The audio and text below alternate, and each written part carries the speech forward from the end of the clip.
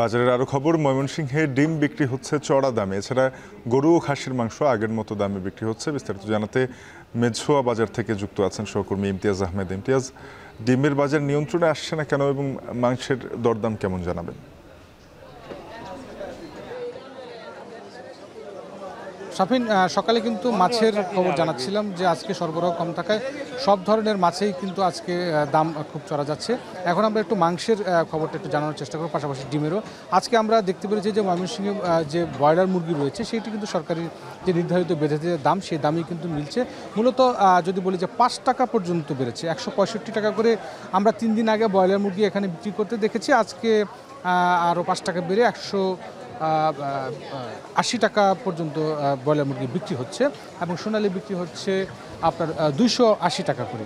এবং সেই সাথে তারা যেটা বলছেন যে সরবরাহ যেহেতু বেড়েছে, সুতরাং তার কারণে কিন্তু তারা বলছেন যে কিছুটা দাম কিন্তু স্বাভাবিক দামই কিন্তু রয়েছে। এবং তারা যেটা বলছেন যে এই মুরগিগুলো কিন্তু তারা সরাসরি মূলত খামারদের কাছ থেকে আগে কিনতে পারতো না, কিন্তু এখন অনেকটাই যেহেতু কিনতে পারছে, যে এই মুরগি নিয়ে যে সিন্ডিকেট চক্রটি ছিল বা একটা মধ্যস্বত্বভোগী ছিল, সেইটা অনেকটাই দৌরাত্ম্য কম থাকার কারণে এখনও পর্যন্ত সরকারের যে বেঁধে দেওয়ার দামটি রয়েছে সেই দামে কিন্তু তারা মুরগি কিনতে পারছেন এবং বিক্রি করতে পারছেন। অন্যদিকে ডিমের কথা যদি বলি, যে আমরা খামারি পর্যায়েও কিন্তু খবর নিয়ে দেখেছি যে আপনি জানেন যে বেশ কিছুদিন আগে কিন্তু একটা তাপদাহ ছিল এবং যার কারণে মুরগি খাবার কমিয়ে দিয়েছিল এবং উৎপাদন কম ছিল।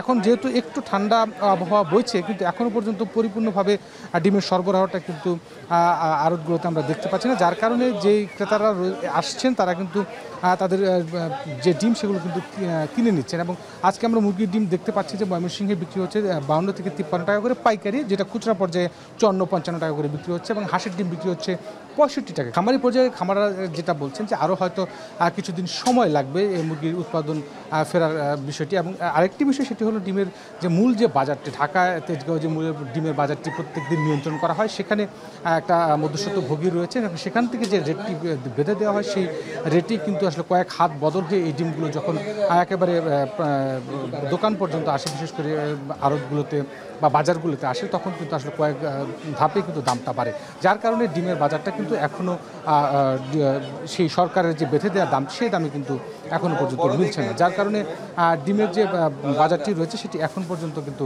আমরা দেখতে পাচ্ছি যে চড়া রয়েছে। সব মিলিয়ে বলা যায় যে ময়মনসিংহে যে মুরগির মাংসের যে বাজারটা সেটি কিন্তু স্বাভাবিক রয়েছে। পাশাপাশি যে গরুর মাংস 750 টাকা কেজি বিক্রি হচ্ছে এবং খাসির মাংস বিক্রি হচ্ছে 1000 টাকা কেজি।